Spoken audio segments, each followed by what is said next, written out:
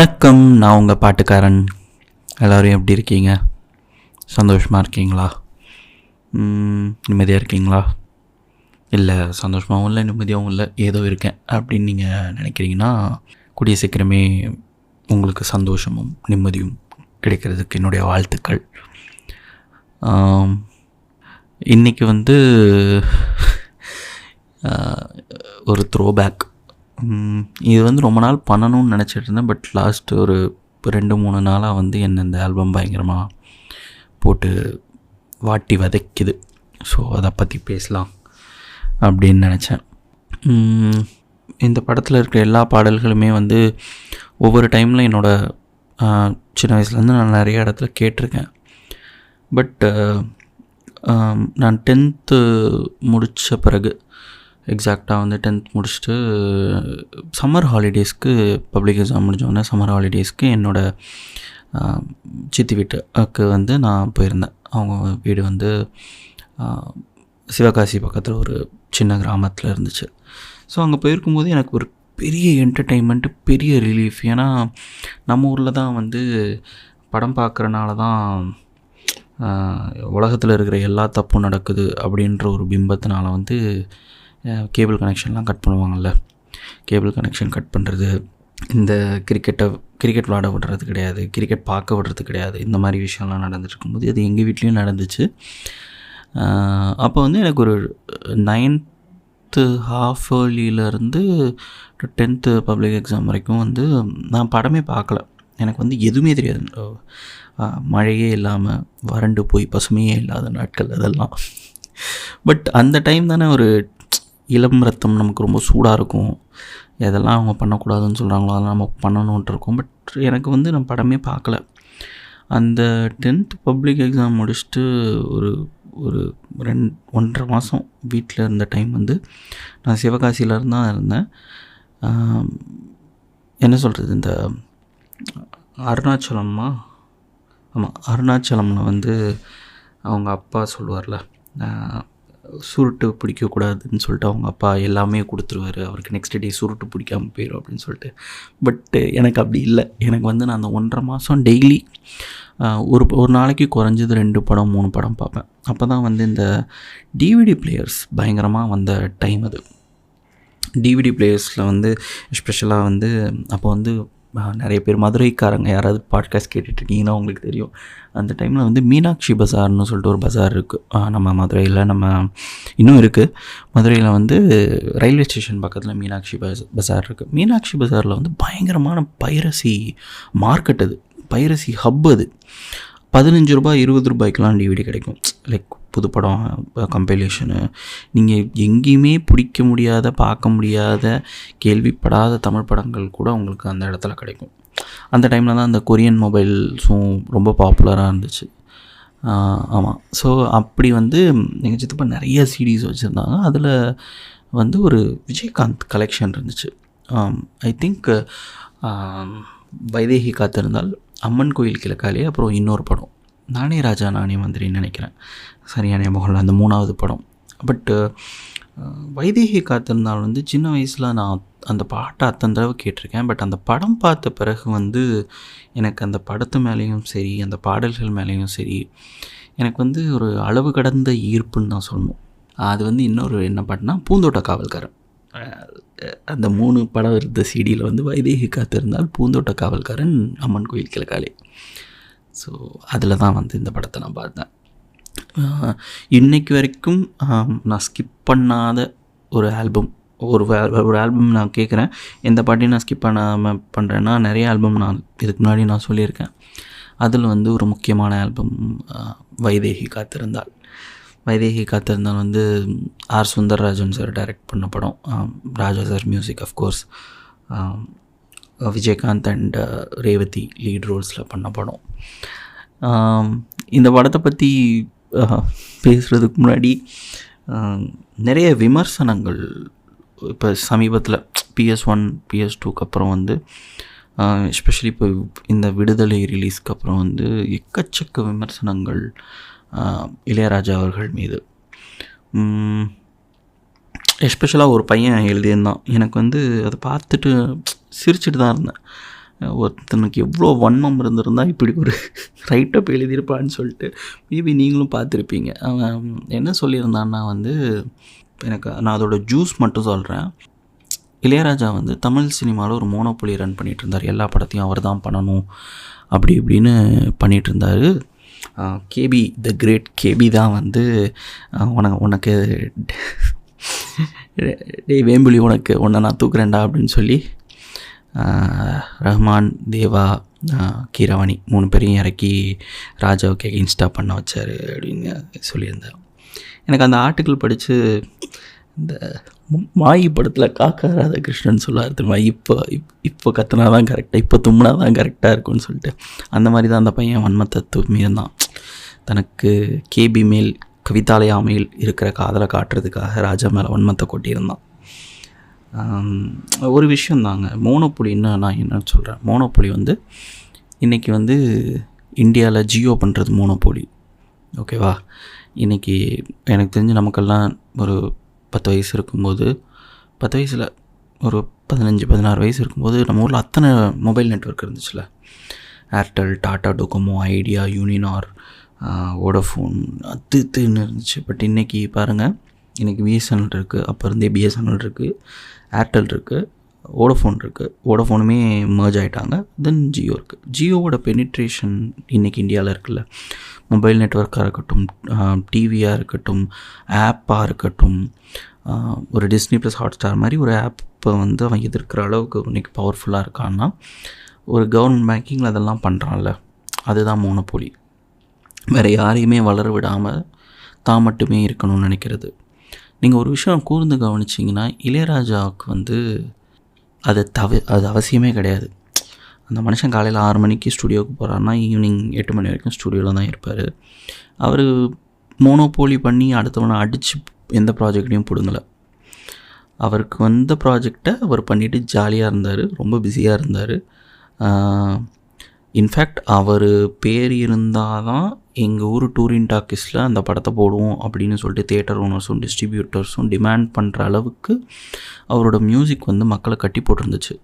ஒரு ஹிந்தி மியூசிக் மேஜராக கேட்டுட்டு இருந்த ஒரு டைமில் ஒரு பெரிய ஒரு ஃப்ரெஷ் ஏராக தான் வந்து அன்னைக்கிளியோட பாடல்களும் அதுக்கப்புறம் இந்த ராஜா சாங்ஸும் இருந்துச்சு. அப்படி மக்களால் பெரிதும் ரசிக்கப்பட்ட, மக்களால் வந்து கொண்டாடப்பட்ட, மக்களோட ஒரு பெரிய ஆறுதலாக இருந்த இளையராஜா வந்து அவங்க அப்படி சொல்லியிருந்தது வந்து எனக்கு ரொம்ப சிரிப்பாக தான் இருந்துச்சு. எனக்கு கோவமே வரல அந்த ஆர்டிக்கிள் பார்த்துட்டு. இவங்கெல்லாம் என்ன மாதிரியான ஒரு மைண்ட் செட்டில் இருக்காங்கன்னா, சென்னையில் இருக்கிறவங்க மட்டும்தான் எல்லாமே, அவங்க தான் மாஸ். அப்படி மாஸ்னால் நான் படத்தில் வர மாஸ் இல்லை, அவங்க தான் பெரிய ஆடியன்ஸ் அப்படின்னு நினச்சி பேசிகிட்டு இருக்காங்க. இப்போது ஒரு லாஸ்ட் வீக், ஒரு 2 வாரம் முன்னாடி தேனி, ஆண்டிப்பட்டி, உசிலம்பட்டி, உத்தமபாளையம் இந்த ஏரியாக்கெல்லாம் ட்ராவல் பண்ணுறதுக்கான ஒரு வாய்ப்பு கிடச்சிது. ரொம்ப நாள் கழித்து ஒரு பஸ்ஸில் போனேன், ஒரு கவர்மெண்ட் பஸ்ஸில் போனேன். எனக்கு வந்து ரொம்ப சந்தோஷமாக இருந்துச்சு. பஸ்ஸில் ஏறி தேனிக்கு டிக்கெட் எடுத்து உட்காரேன். ஒரு 40 மினிட்ஸ் பஸ்ஸில் எல்லா பாட்டும் இளையராஜா பாட்டு. இது வந்து நான் அடிக்கடி சொல்லியிருக்கேன். அந்த தேனி, திண்டுக்கல் பெல்ட்டு, அப்புறம் திருநெல்வேலி இந்த ஏரியாலலாம் ராஜாவோட தாக்கம் அதிகமாகவே இருக்கும். இன்றைக்கும் அது இருக்குங்கிறது வந்து இன்றைக்கும் பாட்டு கேட்குறாங்க. கண்டக்டர் வைபாகிறாரு. எனக்கு முன்னாடி இருந்த பையன், அவனுக்கு என்ன ஒரு 18 வயசு இருக்கும், என்னோட ஒரு 10 வயசு சின்ன பையன். அவன் வந்து விரலை வச்சு முன்னாடி இருக்கிற சேரில் அப்படி தாளம் போட்டுகிட்டே இருக்கான். அந்தளவுக்கு ராஜா இன்றைக்கும் இருக்கார், என்றைக்கும் இருப்பார். அப்படி இருக்கும்போது அவர் மோனோபோலி ரன் பண்ணார், அதுக்கு எகென்ஸ்டாக தான் கேபி இப்படி பண்ணாருன்னு சொல்கிறது வந்து ரொம்ப அபத்தம். வன்மத்தை கக்கணும்னு கக்கியிருக்காங்க, அவ்வளோதான். அண்டு நிறைய பேர் வந்து விடுதலை ரீரெக்கார்டிங் பற்றி சொல்லியிருந்தாங்க. லைக் ரொம்ப ஓவர்டுவாக இருந்துச்சு. நான் அந்த படம் இப்போ வரைக்கும் பார்க்கல, ஸோ அதை பற்றி நான் கமெண்ட் பண்ண விரும்பலை. பட் ஜென்ரலாகவே இளையராஜானா வந்து வன்மத்தை வரிஞ்சு கட்டிட்டு கொட்டுறாங்க. ஒரே ஒரு விஷயந்தான், எனக்கு இளையராஜாவோட நிறைய விஷயங்களில் முரண் இருக்குது. அவர் சபையில் நடந்துக்கிறதா இருக்கட்டும், அவரோட அரசியல் பார்வையாக இருக்கட்டும், அவருக்கு இப்போ இருக்கிற அரசியல் பார்வையாக இருக்கட்டும், நிறைய விஷயத்தில் வந்து எனக்கு முரண் இருக்குது. பட் எனக்கு வந்து அவரோட முரணே இல்லாத ஒரு விஷயம் தான் அவரோட மியூசிக் தான். நம்ம இப்போ இன்றைக்கி பேச போகிற இந்த ஆல்பம் வந்து நான் பிறக்கிறதுக்கெலாம் முன்னாடி வந்துச்சு. அந்த ட்ரெண்டிலேயே நான் இல்லை. பட் இன்றைக்கி எனக்கு 31 வயசு ஆகுது. 3rd May 2023 நம்ம இருக்கோம். இன்றைக்கி அவ்வளோ மியூசிக் அட்வான்ஸ்ட் ஆகிடுச்சு. ஸ்ட்ரீமிங் பிளாட்ஃபார்ம்ஸ் வந்துச்சு, ட்ரெண்ட்ஸ் மாறிடுச்சு, இன்ஸ்டாகிராம் ரீலில் தான் எல்லாம் போயிட்டுருக்கு. இவ்வளோ இருந்தும் என்னை ஆஸ்வாசப்படுத்துறதும் என்னை வந்து காமாக ஃபீல் பண்ண வைக்கிறதுக்குள்ளேயும் ஒரு மிகப்பெரிய பங்கு இளையராஜாவுக்கு இருக்குது. ஈவன் தோ நான் பயங்கர ஒரு யுவன் கன்னியாக இருந்தாலும் இளையராஜாவோட இசையை அவங்க கம்ப்ளைண்ட் பண்ணுறத வந்து என்னால் ஏற்றுக்கவே முடியலை. சாரி, நான் கொஞ்சம் எமோஷ்னல் ஆகிட்டேன். அந்த நெப்போலியன் டைலாக் அந்த மீம் தான் போடணும். சரி, நம்ம வைதேகி காத்திருந்தாலுக்கு வருவோம். வைதேகி காத்திருந்தால் வந்து அது வரைக்கும் நான் பார்த்த எல்லா விஜயகாந்த் படத்துலையுமே வந்து அவர் இந்தியாவுக்காக போராடுறாரு, பெரிய ரொம்ப ஸ்ட்ரிக்டான போலீஸ் ஆஃபீஸராக இருக்கார், பாகிஸ்தான் தீவிரவாதிகளை வந்து வேட்டையாடுறாரு. இந்த மாதிரி ஒரு விஜயகாந்த் மட்டுமே பார்த்து வளர்ந்த எனக்கு வைதேகி காத்திருந்தால் ரொம்ப ரெஃப்ரெஷிங்காக இருந்துச்சு. அந்த மனுஷன் வந்து வாழ்ந்திருப்பார், வெள்ளச்சாமியாகவே வாழ்ந்திருப்பார். அதை வந்து என்னால் வார்த்தைகளால் விவரிக்க முடியாத ஒரு ஃபீலிங். ஏன்னா நம்ம இன்ஃபேக்ட் எனக்கு அர்ஜுனுக்கு அப்படி தான் இருந்துச்சு. ரிதம் பார்க்கும்போது அர்ஜுனை வந்து அத்தனை வருஷம் பார்த்துருக்கோம், அத்தனை படத்தில் நம்ம பார்த்துருக்கோம். எல்லா படத்துலையுமே வந்து அவர் ஒரு போலீஸ் ஆஃபீஸராகவோ இல்லை பாகிஸ்தான் தீவிரவாதிகளை சுட்டுக்கொள்கிற மிலிட்ரி ஆஃபீஸராகவோ இந்த மாதிரியே பார்த்துட்டு இருந்த ஒரு அர்ஜுனை ரிதம் மாதிரி ஒரு படத்தில் பார்க்கும்போது அவ்வளோ ஃப்ரெஷ்ஷாக இருந்துச்சு. என்ன மனுஷன்ல அப்படி இருந்துச்சு. ஸோ அந்த மாதிரி தான் வந்து வைதேகி காத்திருந்தால் பார்க்கும்போது எனக்கு ரொம்ப விஜயகாந்த் மேலே வந்து ஒரு பயங்கரமான ஒரு என்னன்னு சொல்கிறது, பயங்கரமான ஒரு ஈர்ப்பு.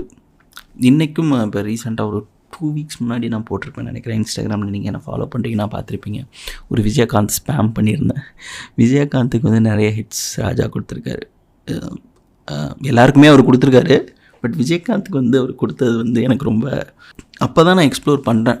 ஒரு கோல்டான ஆல்பம் இது. இந்த படத்தில் வந்து மொத்தம் 6 பாட்டு, 6 பாட்டுமே கோல்டு. இதுதான் எனக்கு பிடிக்கும், இது பிடிக்காதுன்னு வந்து என்னால் சொல்லவே முடியாது. நான் சொன்ன மாதிரி one of my close to heart non skippable album of Ilaiyaraaja. இந்த படத்தோட பாடல்களுக்கும் இந்த படத்தோட கதைக்கும் இந்த படம் உருவான ஒரு விதத்துக்குமே வந்து ஒரு பெரிய ஸ்டோரி இருக்குது. என்னென்னா இந்த 6 பாடல்களையுமே வந்து இளையராஜா வேறு ஒரு படத்துக்கு கம்போஸ் பண்ணி வச்சுருந்தார். பட் அந்த படம் ஸ்க்ராப் ஆகிடுச்சு. பட் பாட்டெல்லாம் பயங்கரமாக இருக்குது. ஸோ இண்டஸ்ட்ரியே வந்து பிரசாத் ஸ்டுடியோவில் தான் இருந்த டைம் அது. எல்லாருமே பிரசாத் ஸ்டுடியோவில் இண்டஸ்ட்ரியில் ஒரு 90% ஆஃப் த ஃபிலிம்ஸ் அவர் தான் பண்ணிகிட்ருக்காரு. அப்படி இருக்கும்போது எல்லாருமே அங்கே வருவாங்க, ராஜா இப்படி ஒரு பாட்டு வச்சுருக்காரு, இப்படி ஒரு டியூன் இருக்குது, பட்டு அந்த படம் ஸ்க்ராப் ஆகிடுச்சு. பட் ராஜா வந்து விடாப்பிடியாக என்ன பண்ணுறாருனா வந்து இந்த 6 பாட்டையும் நான் ஒரு படத்துக்காக கம்போஸ் பண்ணேன். இந்த 6 பாட்டையும் ஒரே படத்துக்கு தான் நான் கொடுப்பேன். எனக்கு வந்து இந்த டியூனுக்கு இந்த பாடல்கள் வந்து நான் தனித்தனியாக பிரித்து கொடுக்க மாட்டேன். நான் வந்து இது எல்லாத்தையுமே ஒன்றா தான் கொடுப்பேன் அப்படின்னு ரொம்ப ரொம்ப அடம் பிடிச்சிருக்காரு. ஸோ அந்த டைமில் வந்து இது ஒரு சேலஞ்சாக தான் வந்து என்ன பண்ணுறாருனா சுந்தரராஜன் சார் வந்து சரி நான் ஒரு படம் பண்ணிட்டு வரேன், ஒரு கதை பண்ணிட்டு வரேன், நம்ம வந்து இந்த எல்லா பாடல்களையுமே நம்ம படத்துக்கு வச்சுக்கிறோம் அப்படின்னு சொல்லிவிட்டு அவர் டெவலப் பண்ணி கொண்டு வந்த கதை தான் வைதேகி காத்திருந்தால். ஃபேசினேட்டிங்காக இருந்துச்சு எனக்கு ஃபஸ்ட் டைம் கேட்கும்போது. எனக்கு ஆக்சுவலாக இதை நரேட் பண்ணது வந்து ஒரு close associate of Raja sir. எனக்கு இதை கேட்கும்போது புல் அடிச்சிருச்சு, என்ன மனுஷன்ல அப்படி இருந்துச்சு. எனக்கு சுந்தரராஜன் சார் மாதிரியும் ஒரு பயங்கரமான இது. ஏன்னா சுந்தரராஜன் சாரையுமே நம்ம வந்து ஒரு நிறைய படங்களில் ஒரு காமிக்கல் ரோலில் தான் பார்த்துருப்போம். பட் அவர் இப்படி ஒரு படம் பண்ணியிருக்காரு, இப்படி ஒரு மியூசிக்கலான ஒரு படத்தை ஒரு ராஜா மாதிரி ஒரு கம்போசரை கன்வின்ஸ் பண்ணி அந்த 6 பாட்டையும் ஒரே படத்துக்கு வாங்கிட்டாருங்கும்போது எனக்கு ரொம்ப சர்ப்ரைசிங்காக, ஷாக்கிங்காக, அது என்னால் விவரிக்கவே முடியலை. அப்படி ஒரு இன்சிடெண்ட்டாக எனக்கு இருந்துச்சு. ஃபஸ்ட்டு இந்த படத்தில் ரொம்ப பிடிச்ச சாங் வந்து அஃப்கோர்ஸ் எல்லாமே பிடிக்கும், பட் ஆன் த டாப் வந்து ராசாத்தி ஒன்றை காணாது நினச்சி ஜெயச்சந்திரன் சாரோட வாய்ஸில் வாலி அவர்களோட வரி என்னை வந்து ரொம்ப கட்டி போடுற பாட்டு. இன்றைக்கும் எங்கேயாவது ஒரு இந்த பாட்டு எங்கேயாவது ரேடியோவில் எது கேட்குதுன்னா கண்டிப்பாக நின்று அந்த பாட்டு முடிகிற வரைக்கும் வெயிட் பண்ணிட்டு தான் வந்து நான் அந்த பாட்டு வேறு அடுத்த வேலைக்கு போவேன். ஸோ அந்தளவுக்கு ரொம்ப பிடிச்ச பாட்டு. இதை பற்றியுமே வந்து ஒரு ஒரு ஒரு நியூஸ் இருக்குது. என்னென்னா கம்பம் ஏரியாவில் ஏதோ ஒரு டூரிங் டாக்கீஸில் இந்த படம் ஓடிட்டு இருந்த டைமில் வைதேகி காத்திருந்தால இந்த பாட்டு எஸ்பெஷலி ராசாத்தி ஒன்று ப்ளே ஆகும்போது தான் அந்த இடத்துல வந்து இது இறங்கி வரும், காட்டு யானைகள் இறங்கி வரும். ஸோ காட்டு யானைகள் வந்து ரெகுலராக இந்த பாட்டு ப்ளே ஆகிற டைமுக்கு வந்து இறங்கி வந்து அந்த பாட்டை கேட்டு போயிடுமா. ஸோ அந்த மாதிரியான ஒரு அனிமல்ஸையே மயக்கக்கூடிய ஒரு இசையை தான் வந்து ராஜா கொடுத்துருந்தார். பை ஹார்ட் இந்த பாடலோட வரிகள் எனக்கு வந்து அத்துப்படி. வாலி வந்து விளையாடியிருப்பார். எஸ்பெஷலி தத்தித்தவளும் தங்கச்சிமிலே பொங்கி பெருகும் சங்கத்தமிழே முத்தம் தர நித்தம் வரும் நட்சத்திரம் யாரோடு இங்கு எனக்கு என்ன பேச்சு நீதானே கண்ணே நான் வாங்கும் மூச்சு வாழ்ந்தாக வேண்டும் வா வா கண்ணே அப்படின்னு எழுதியிருப்பார். அதே மாதிரி செகண்ட் ஸ்டான்ஸாகவும் அத்தை மகளோ மாமன் மகளோ சொந்தம் எதுவோ பந்தம் எதுவோ சந்தித்ததும் சிந்தித்ததும் தித்தித்திட அம்மாடி நீதான் இல்லாத நாளும் வெண்மேகம் வந்து நீந்தாத வானம் தாங்காத ஏக்கும் போதும் போதும் அப்படின்னு எழுதியிருப்பார். இந்த பாட்டு வந்து அதை வந்து ப்ளேஸ் பண்ண விதமும் சரி, அதை அவர் ஜெயச்சந்திரன் பாடின விதமும் சரி, என்னை வந்து ஜெயச்சந்திரன் அவர்கள் பாடின பாடத்துலேயே எனக்கு ரொம்ப பிடிச்ச பாட்டு இந்த பாட்டு தான். அதை விஷுவல் பண்ண விதமுமே அது ரொம்ப ரொம்ப சுமாராக தான் இருக்கும். ஆனால் இந்த பாட்டுக்கு வேற எப்படியுமே ஜஸ்டிஃபை பண்ண முடியாதுன்னு நினைக்கிறேன். இது வந்து வெள்ளச்சாமி அவருடைய கேர்ள் ஃப்ரெண்ட் எக்ஸ் வைதேகியை நினச்சி பாடுற பாட்டு. பட் ரொம்ப அழகாக இருக்கும், ரொம்ப அழகாக பாடின விதம். அதில் இருக்கிற ஸ்ட்ரிங் செஷன் வந்து அவ்வளோ ரிச்சாக இருக்கும்.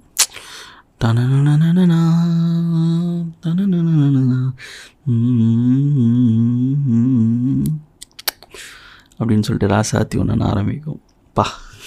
சும்மா உங்களுக்கு பேசிகிட்டு இருக்கும் போதே கூஸ் பம்ப்ஸ் வருது. ஸோ அந்த மாதிரியான ஒரு பாட்டு.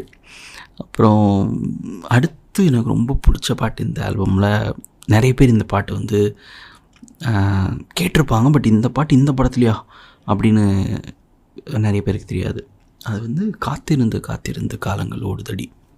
இந்த பாட்டு வந்து இதுக்கு முன்னாடி நான் ஒரு எபிசோட் பண்ணியிருப்பேன் எங்கள் சித்தப்பா கூட. என் சித்தப்பா வந்து இப்போ பிஓவாக இருக்காங்க. அவங்க வந்து இதுக்கு முன்னாடி நிறைய ஆர்கெஸ்ட்ராவில் பாடிட்டு இருந்தாங்க. அவங்க வீட்டில் தான் தங்கி நான் ஃபஸ்ட் டைம் இந்த படமும் பார்த்தேன்.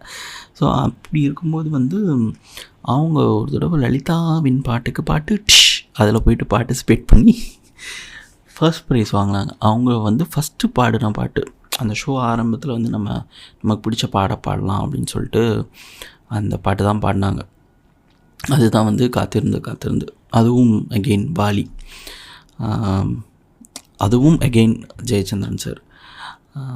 இந்த பாட்டும் மொத்தம் எழுதி வச்சுருப்பார்.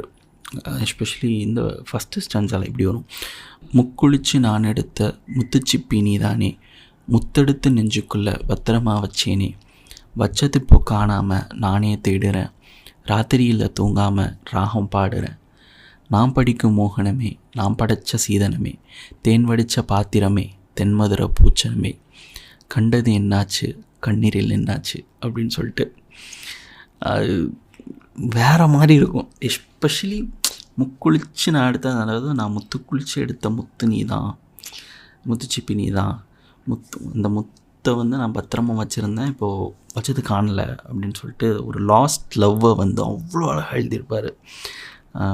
நான் படிக்கும் மோகனமே நான் படைச்ச சீதனமே தேன் வடித்த பாத்திரமேன்னு எழுதியிருப்பார். எனக்கு அந்த லைன் கேட்கும்போது தேன் வடித்த பாத்திரம் வந்து இப்படி ஒரு வரி வந்து அந்த இடத்துல ப்ளேஸ் பண்ணாருங்கும்போது எனக்கு ரொம்ப சர்ப்ரைசிங்காக இருந்துச்சு. இன்ஃபேக்ட் நான் அந்த டைம்லலாம் பாட்டு கேட்கும்போது பெருசாக வரிகளை வந்து இந்த அளவுக்கு கவனிச்சதில்ல. லாஸ்ட் ஒரு 4-5 இயர்ஸில் தான் வந்து ராஜாவோட வரிகள் மேலே வந்து இப்படி ஒரு இது, எஸ்பெஷலி இந்த செகண்ட் ஸ்டாண்ட்ஸாலையும் இது பயங்கரமாக இருக்கும். ஆலையிட்ட செங்கரும்பா ஆட்டுகிற என் மனசு, யாரை விட்டு தூது சொல்லி நான் அறிவேன் ஓ மனசை, உள்ளமும் புண்ணாச்சு காரணம் பெண்ணாச்சு அப்படின்னு சொல்லிட்டு பயங்கரமான பாட்டுங்க. எனக்கு என்ன சொல்லுதுன்னே தெரில.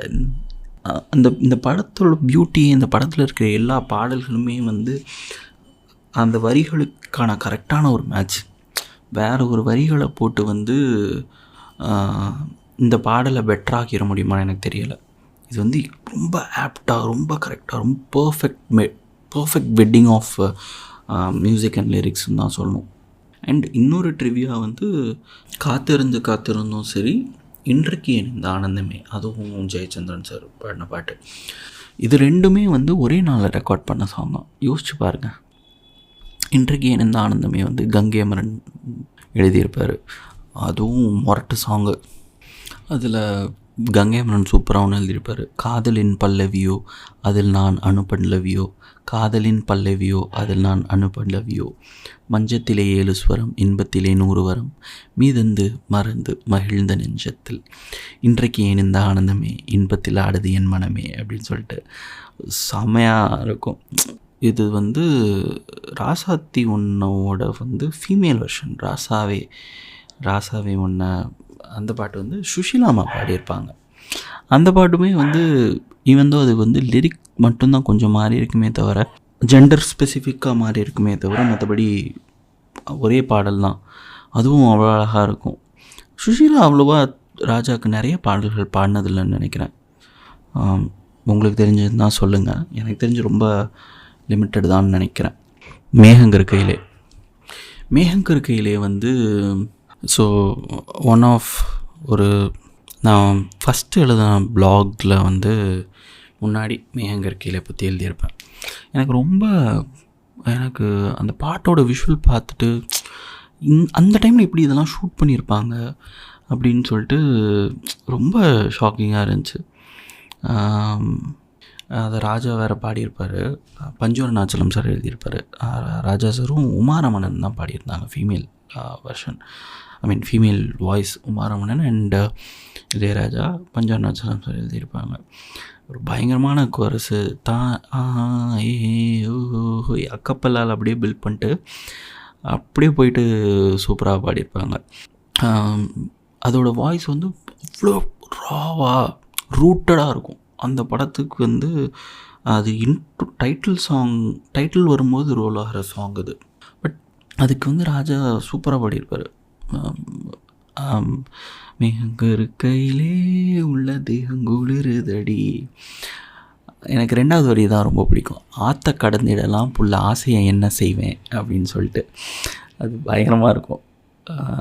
தயவு செஞ்சு நீங்கள் ப்ளாக் படிக்கிற ஒருத்தராக இருந்தால் என்னோட அந்த ப்ளாக் போஸ்ட் படிச்சிங்கன்னா நான் கொஞ்சம் சந்தோஷப்படுவேன். ஒரே ஒரு பாட்டு நம்ம இன்னும் பேசல, அழகு மலராட வந்து எனக்கு ரொம்ப பிடிச்ச விஷயம் அந்த பாட்டோட வரிகள். அந்த படத்தில் வந்து ஃபஸ்ட்டு சீன், அதாவது நம்ம இப்போ பேசின சாங்கு மேகங்கருக்கையிலே பாட்டப்பவே வந்து ஒரு கல்யாணம். அந்த கல்யாண சீக்வன்ஸில் பரிசலில் வந்து ரேவதிக்கு அப்போ தான் கல்யாணம் இருக்குது. பட் அவரோட கணவர் தவறிடுறாரு.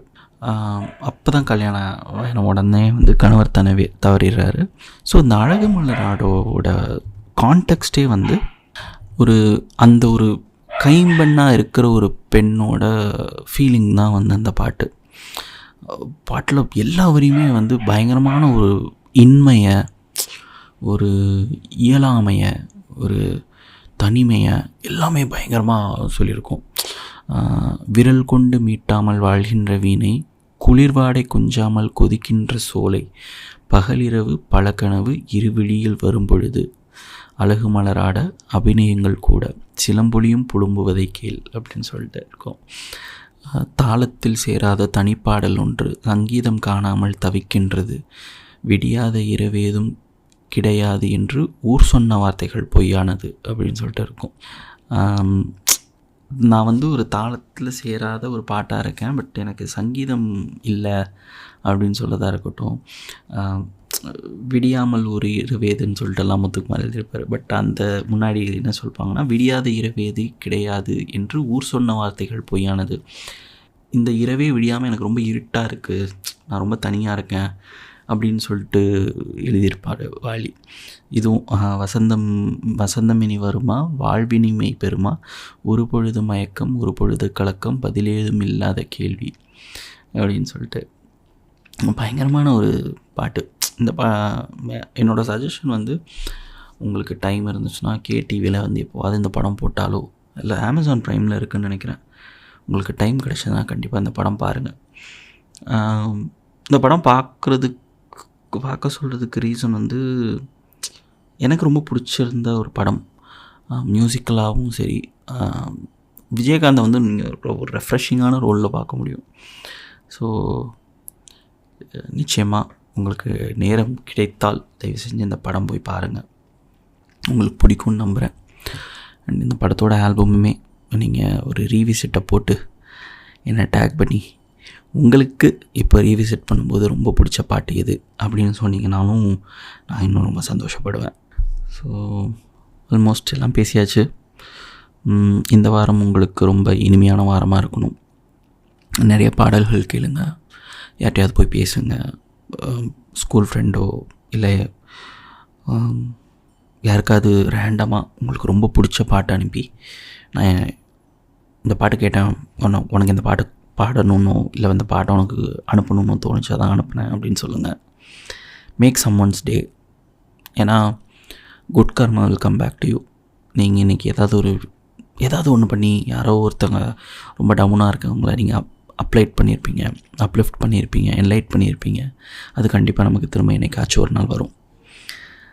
அதுக்காகன்னு பண்ணாதீங்க, பட் சும்மா இன்னொருத்தவங்களை சந்தோஷப்படுத்தி பார்க்குறது ஒரு நல்ல சந்தோஷம் இல்லை. ஸோ நீங்கள் பண்ணுங்கள்.